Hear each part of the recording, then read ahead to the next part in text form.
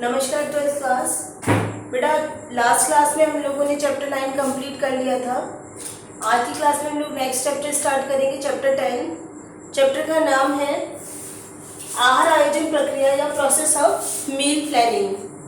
बच्चों, आहार आयोजन का मतलब हम लोग समझ चुके हैं कि मील प्लानिंग करते समय हमारे को ये ध्यान रखना चाहिए कि जो हम खाना बना रहे हैं पूरे दिन के लिए, जो हमारी फैमिली के लिए खाना बना रहे हैं, वो हमारी फैमिली के अकॉर्डिंग हो, उनकी जितनी भी नीड्स हो, उनकी बॉडी की जितनी भी नीड्स हो, उसको वो फुलफिल कर सकें। तो बच्चों, हम लोग जानते हैं कि हमारे घर में आहार आयोजन की जो प्रक्रिया है, मतलब जो मील प्लानिंग का जो प्रोसेस है, वो ज़्यादातर घर की लेडीज़ करती हैं, आपकी मम्मी वगैरह करती हैं। तो वो किसी न किसी लेवल पर करती है इसको। आप खुद सोचना कि आपके घर में जो सामान आता है बाजार से, जो हमारा सामान आता है, क्या वो पर डे के हिसाब से आता है, मतलब कि रोज आप ताज़ा सब्जियां लाते हैं, ताज़ा फल लाते हैं, या फिर हफ्ते भर के हिसाब से आता है कि नहीं, वीक में आप लोग एक बार जा कर के सब्जियां फल वगैरह जो लाना होता है वो ले आते हैं। और राशन जो होता है बच्चों, सबके अलग अलग घर में नियम होते हैं। कई लोग मंथली लेकर आते हैं, कई लोग 6 मंथ का रखते हैं कि 6 महीने में एक बार पूरा राशन डलवाना होता है, या फिर कल सबके अपने अपने अलग अलग हिसाब होते हैं। तो हम जो मतलब ध्यान रखते हैं कि हमें आज क्या बनाना है। बच्चों, हमारे घर का एक नियम होता है कि आपने मॉर्निंग में जो सब्जी खा ली है वो इवनिंग में वापस रिपीट नहीं होती, ठीक है। जैसे कि अगर आपने सुबह भिंडी की सब्जी आप लोगों ने खा ली है, तो हमारी जो प्रोसेस होता है खाना बनाते समय हम लोग इस बात का ध्यान रखते हैं कि भिंडी जब सुबह बनाई है तो वो एक दिन पहले भी हमारे घर में भिंडी नहीं बनी होगी, सेम डे शाम को भी भिंडी नहीं बनेगी, और 1-2 दिन बाद तक हम लोग भिंडी नहीं बनाएंगे।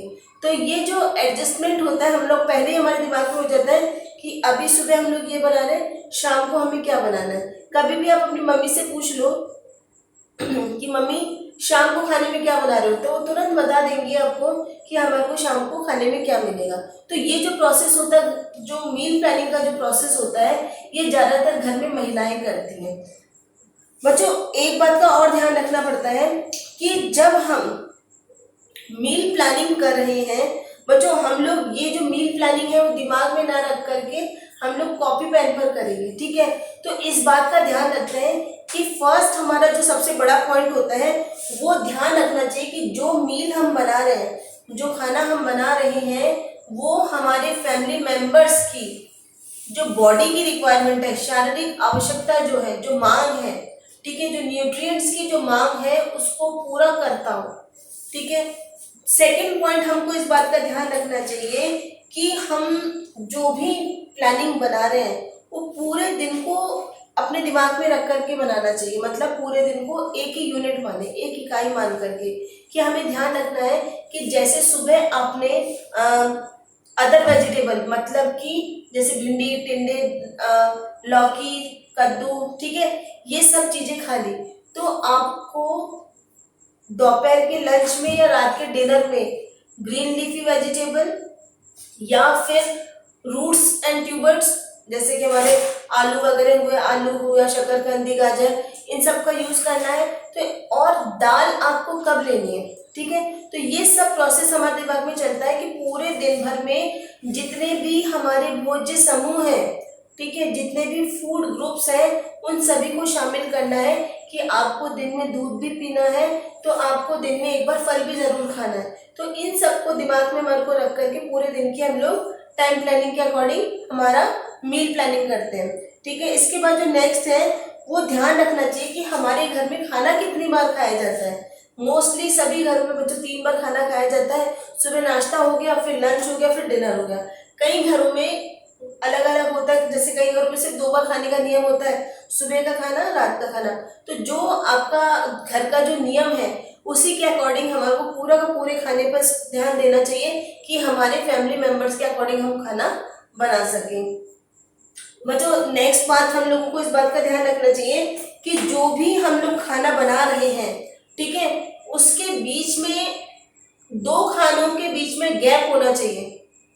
मतलब कि अगर आपने ब्रेकफास्ट 8 बजे सुबह करा, तो ये नहीं कि 8:30-9 बजे आप वापस लंच करने बैठ जाओगे। कम से कम 2-3 घंटे का गैप होना चाहिए कि अगर आपने 8 बजे ब्रेकफास्ट करा तो आप 11-12 बजे के आसपास लंच कर सकें। तो आपका खाना ऐसा होना चाहिए कि वो जो बीच का जो 2-3 घंटे का टाइम पीरियड है उसके अकॉर्डिंग वो आपको मैनेज कर सके। ठीक है। नेक्स्ट पॉइंट बच्चों, इस बात का ध्यान रखना चाहिए कि हमें सारे फूड ग्रुप्स को ध्यान में रखकर ही हमारे खाने की योजना बनानी चाहिए, ताकि हमारे जितने भी घर के जो मेंबर्स हैं उनकी बॉडी की जो रिक्वायरमेंट है, न्यूट्रिशन की जो रिक्वायरमेंट है, उसको हम पूरा कर सकें। नेक्स्ट बच्चों, इस तरह नेक्स्ट पॉइंट हमारा ये होगा इसका कि जो आप खाना बना रहे हो, ठीक है, आपने न्यूट्रिशन के हिसाब से ध्यान दिया कि नहीं, भोजन पोषक तत्वों से भरपूर होना चाहिए, वो पोषण देने वाला होना चाहिए। लेकिन एक बात का ध्यान रखना चाहिए कि जो खाना आप बना रहे हो, ठीक है, वो दिखने में भी सुंदर हो, ठीक है, और उसको बहुत ही आकर्षक तरीके से आपने सर्व करा हो। बच्चों, आपने बहुत अच्छी खीर बनाई, खीर आपने बहुत बढ़िया खीर बनाई, काफ़ी देर तक उसको गाढ़ा करा बनाया, उबालते रहे, उसके बाद में आपने उसमें बहुत अच्छे से केसर डाली और अपने जितने भी ड्राई फ्रूट्स हैं वो सब डाला, बहुत बढ़िया खीर बनाई। लेकिन आपने जब सर्विंग करी, ठीक है, तो वो गंदी कटोरी में कर दी, ठीक है, या फिर आपने जब सर्विंग करी तो आपने आपके पापा को एक छोटी सी कटोरी में रख दी, या फिर आपके छोटे भाई को अपने बड़े कटोरे में खीर दे दी। तो ये सब देख करके खाने वाले का दिमाग पहले ही खराब हो जाता है कि मैं इतना बड़ा होकर के इतनी छोटी कटोरी में खाऊंगा, या एक छोटा बच्चा क्या वो इतनी खीर खा सकता है। तो आपको जो भी चीज़ आप बना रहे हो उसकी सर्विंग का जो तरीका है वो आकर्षक होना चाहिए, ताकि बच्चों हम लोग खाना बाद में खाते हैं, पहले हम उसकी खुशबू सूंघते हैं, देखते हैं, ठीक है, उसके बाद हम उसको खाना पसंद करते हैं। आपने बहुत अच्छा चीज़ बनाई लेकिन उसकी लुकिंग अच्छी नहीं है तो उसे कोई नहीं खाएगा। तो इस चीज़ का ध्यान रखना चाहिए कि जो आप बना रहे हो उसके अंदर टेस्ट अच्छा होना चाहिए, उसका प्रेजेंटेशन अच्छा होना चाहिए। तो इन सब बातों का हमारे को ध्यान रखना चाहिए। बच्चों, नेक्स्ट पॉइंट जो हम लोग पढ़ेंगे वो है कि आहार आयोजन कैसे करें। ये बच्चों हम आपको नेक्स्ट क्लास में करवाएंगे। आज के लिए इतना ही। Thank you.